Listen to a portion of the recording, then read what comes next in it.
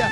Just waking up can tell it's gonna be a great day. Look out my window, sun shining on the freeway. For one day I'm getting paid enough. I'm barely out of bed, I'm already blazing up. What's up, my wizards? It's Dev from Mtg. We like magic, and I'm here today with an old school deck that uses new school cards. We're gonna do blue-white Sram Enchantress today, and the best part is it's only $10. Well, if the $10 price tag didn't catch your attention, then maybe the kind of dumb-sounding name did. I know it's a little silly, but it comes from a long and proud tradition in the game. You know, throughout most of Magic's history, until fairly recently, actually, there was a deck simply known as the Enchantress deck, and it was a really popular deck for, like, a long time, you know? Back in the day, you'd play the OG Enchantress, Venduran Enchantress, and then later on, we got Argothian Enchantress, we got Mesa Enchantress, you know? Point is that these, like, Enchantress creatures that draw you a card whenever you play an enchantment have existed for a really long time, specifically so players could play the enchantments deck, you know? They were backed up back in the day by incredibly powerful auras like Ancestral Mask and, you know, Rancor, and even like Armadillo Cloak, which is a hilarious and really powerful card. And even back in the day, some of these decks would play one of the funniest cards in Magic's history, Rabid Wombat. In case you haven't seen that, that's a real card. But fast forward to today, and Standard really doesn't have any auras anywhere near the level of something like Ancestral Mask or Rancor or even Armadillo Cloak for that matter. And we don't have any creatures anywhere near as fun as Rabid Wombat, but what we do have is maybe one of the best enchantresses of all time, and that's Sram. Now in this deck, we're going to play all 4 copies of Sram despite the legendary status, because all of our best sequences involve getting Sram anywhere between turn 2 and turn 4. We'd really like to get him on turn 2 though. So I'm going to play all 4 copies because we absolutely have to see him as early as possible most of the time. And there's also the fact that he's got like a huge target on his back. You know, he dies to everything from Fatal Push to Shock and literally everything else in the entire format. So I think that 4 copies is warranted. Now we're really trying to push the limits of Sram's potential here. We've got 22 different cards in this deck that draw off of Sram whenever we play them. And sometimes it's really not uncommon for Sram to draw you 5, 6, 7 cards in a game, provided that you can protect him reliably. And that kind of value out of a 2-drop is just unbelievable. Not to mention that if you get some Mars on him, he can join the fight, man. You start swinging in for like 5 flying with a Sram pretty easily. But we got to play some other creatures in the deck. We can't just play Sram and just put all our stuff on him. It's not going to work. So we're going to play a few more creatures in the deck, and all of them are unblockable, or at least have the ability to become unblockable, starting with the 4 copies of Slitherblade.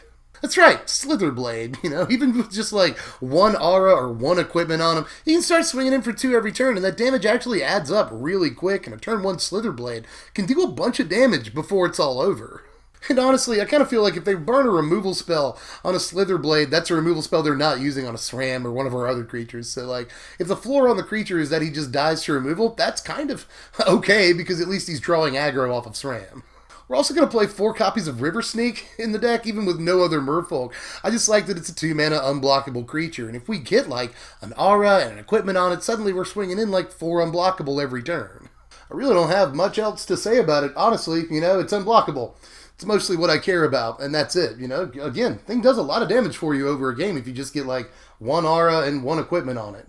We're going to play 2 copies of Daring Saboteur in the deck to finish off the creatures. I prefer Riversneaked, I think, just because this isn't always unblockable. And we're going to be spending a lot of mana, you know, playing enchantments, drawing cards, playing more enchantments, so we won't always have the mana to sink into this, although it is a good mana sink later on in the game, and you can ensure that it gets through for at least 2, if not more, unblocked damage. There's also the fact that looting is awesome. Looting is just really, really awesome. So if you wanted, you could go with 2 Sneak and 4 Saboteur. I just like creatures that are always unblockable no matter what. But with that said, looting cards is great. No question. Now before I move on into the auras and equipments and the stuff that really makes the deck tick, I figured I should stop off for just a second and tell you about the 4 copies of Dive Down, which is the only non-aura, non-equipment, non-creature spell in the entire deck. But it is incredibly stupid important. This is essentially the blue blossoming defense, and we gotta have it. You know, all of our creatures have these huge targets on their back. You know, Sram is looking to die, usually pretty early, and just the 1 mana to protect your Sram is amazing. You know, it's just a 1 mana counter spell against spot removal for the most part, and that's crazy. I mean, we gotta have a piece like this in the deck because anybody who's been playing Magic for more than a month will tell you that you can get 2 for 1 if you play auras on your guys. You know, all they have to do is kill your guy, and then you lose not only your dude, but also your aura or 2 that you had on it. And sometimes getting 2 or 3 for 1 is just more or less the beginning of the end, and you might as well scoop. And you really, getting 2 for 1 is really feel bad. So we don't want that to happen. We'd much rather just trade 1 for 1 our dive down for their removal spell. But now that that's out of the way, on to the main course here. We're playing a bunch of different auras and equipments and such in this deck, and I'll start with some cartouches. First of all, 2 cartouche of solidarity. Now, honestly, I've been back and forth a lot between this and One with the Wind, you know. As far as One with the Wind goes, a lot of our creatures are unblockable, but Sram's not, and it's nice to have a bunch of ways to make him fly. We want that, and it also increases the clock, which is something that we really want. You're getting restless. I'm going to let you go, Ziggs. Fly away. Anyway, as I was saying, One with the Wind would really help increase our clock, something the deck needs because there's really not any auras in the deck that give us a +2 boost. There's an equipment, but I really like more auras that give us a big boost to our power, you know.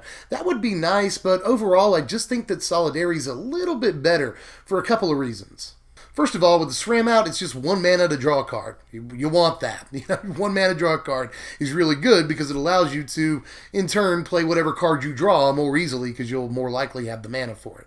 I want that a lot. I also like the fact that it produces a chump blocker to help us extend the game. This is a form of defense. And against some decks that don't play any creatures, it's another attacker. So that can sometimes be important too. And even the first strike is sometimes relevant, so there's that. There's just a lot packed onto this card for 1 mana, especially if you have a Sram out. But the other cartouche we're going to play a playset of, and that's Cartouche of Knowledge, one of the better cards in the whole deck, actually. Now, even if we don't have a Sram out, we can put this on one of our unblockable guys. We obviously won't care about the flying, but we really care about the boost to the power and especially the card drawn. But if you have a Sram out, you can suddenly have a 3/3 flying Sram and you draw 2 cards, which is unfreaking believable.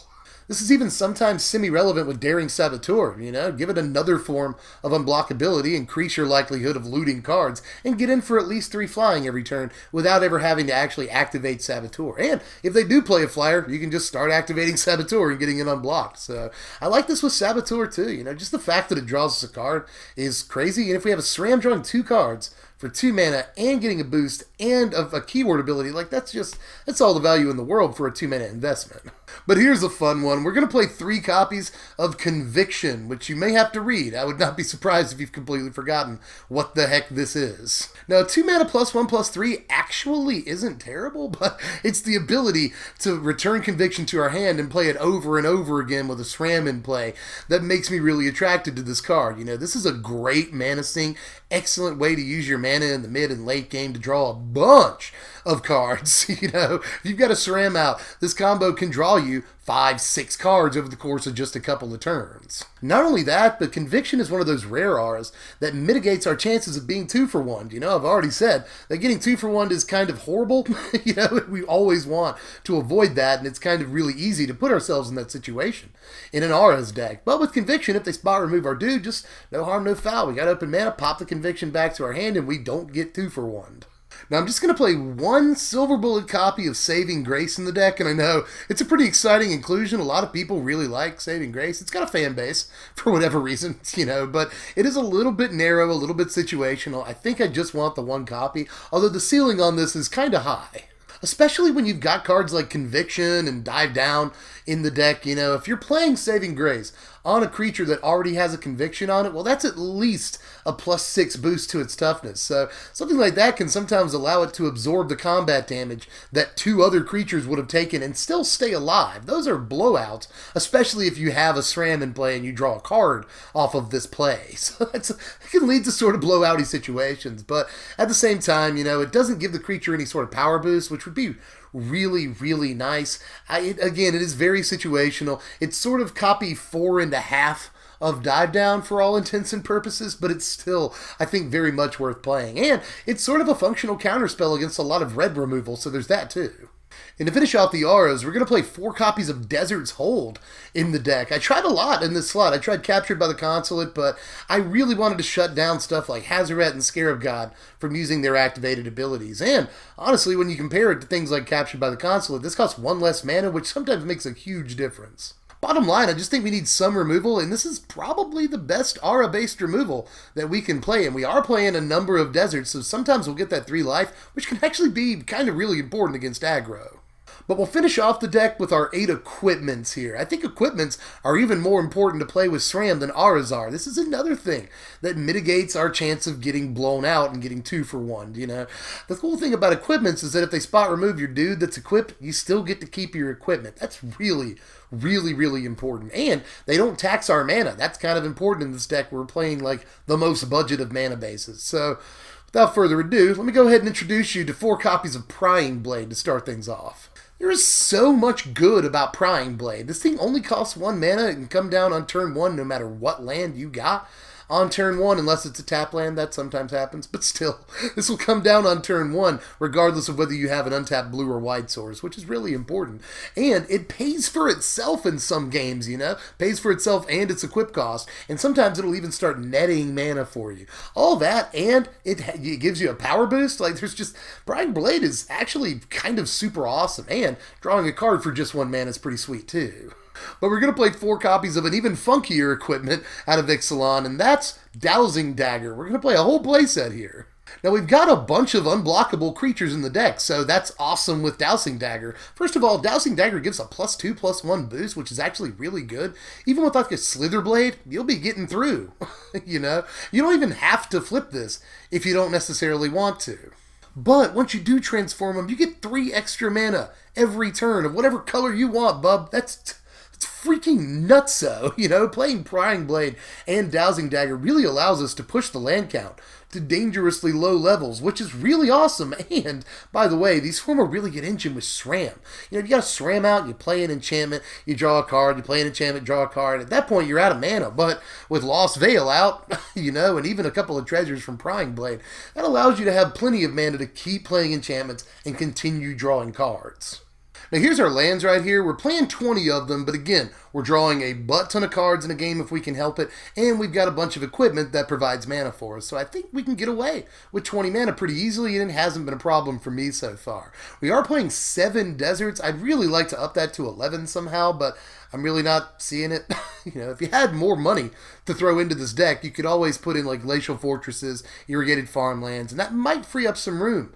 You know, you won't have to play so many basics, and at that point, you might add room for like scavenger grounds or even something like hostile desert, maybe more Chefet Dunes or even more Ipnu Rivulet if you're playing against a lot of approach decks. That's a consideration too. So you can definitely push more deserts in here if you wanted to, is all I'm saying, because Desert's Hold is actually kind of that important. Here's our sideboard right here. We're going to play more Cartouche of Solidarity against aggro so that we can create more chump blockers for really, really cheap and draw cards for cheap. That's important. We're going to play the 2 Spell Pierce, super relevant card in the sideboard against decks that play a lot of removal, and especially decks with sweepers. Spell Pierce is a very important card. Another copy of Saving Grace for decks that we're going to need combat tricks against more. Aggro comes to mind, but even mid-range decks will need a combat trick against sometimes, and Saving Grace can be a blowout when played in the right situation. Ether Meltdown and Captured by the Consulate are both in there. Mostly against aggro decks. Again, we're really, really awful against aggro, so I want to be able to side in as much quote-unquote removal as we can. And Captured by the Consulate has the added benefit of drawing, you know, removal spells off of our guys, which is sometimes really annoying for the opponent. And super beneficial for us. We don't want our Sram to die, so there's that. And Negate is in there also against decks that play a bunch of removal, but sometimes you'll run across decks that play a bunch of planeswalkers or vehicles, and Negate can be very important in those situations too.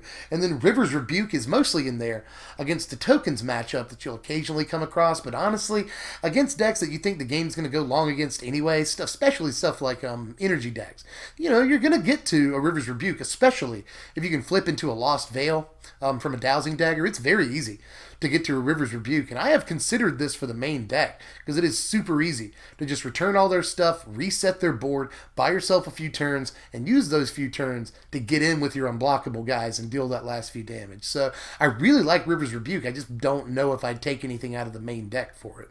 But here are those power rankings. A final score of 56, not half bad for $10 actually. You know, $10 is like a meal, you know, a relatively sort of expensive meal. So, you know, I'm not saying don't eat or anything. You should nourish yourself. But at the same time, $10 is really not that much to ask for a super fun deck. You know, it's gonna have a lot of problems against the most competitive decks in the format, don't get me wrong. But this deck can pull off some wins if you know how to play it and you play smart. So there's that. It's a really fun deck to play casually or at the lunch table, the kitchen table, while you're at break on work, you know. Just, you know, sort of fun to like crack out in between rounds at F&M or something. But hey, check out this stupid thing. So this is a really fun deck to play with, and it can get cerebral at times. There are definitely ways to pilot this deck to victory. So give it a shot, you know, it's not going to hurt your wallet too much, and I can promise you, it's going to bring you some fun games. So give it a try, and let me know how you felt about it down there in the comments section. If I missed anything, let me know. I feel like I'm using the best R's in these colors, but you never know. You never know. You guys might want to play One with the Wind instead. You know, there's definitely some debate to be had about the card choices here, so let me know how you feel down there. And if you want to look at this list all in one place, and even purchase this list all in one place, just click the first link in the description. That'll take you over to TCG Player. They sponsor my content and help keep the decks coming, so I hope that you'll help them out, and me for that matter, by clicking on the link. Even just clicking the link helps the channel out. So do that for me if you will. That would be really nice of you. And it'd be really nice of you to like the video if you enjoyed the video. That'd be cool too. You can also sub if you're new, because there's a lot of awesome deck tech content coming up. You know, I gave my patrons 3 choices for a deck today, and this is the one they picked, but the other 2 are really exciting. There's another $10 deck in there, and a 4-color humans deck that I've been having a large amount of success with, to my own surprise. So you want to see those. Make sure you subscribe if you haven't done that yet, and hit the bell for the notifications so you'll get the decks when they come. Plus all the spoilers. Unstable spoiler season is starting super soon, and I have previews for that set. So exclusive previews for Unstable, so make sure you sub so you get those too. You can also follow me on Twitter at SBMTGDev, or throw $1 in the Patreon pot if you want to, so you can be part of decisions like this. I told you, I gave them 3 choices, and they helped me pick the deck. You want to be part of those decisions? Just throw $1 in the Patreon pot, and you can not only take part in those polls, but you can also see the deck I'm doing the day before I upload it. That's information. You want that. But in any case, I'm pretty sure that's my entire spiel. I'm Dev from SBMTG. As always, thanks for watching, my wizards.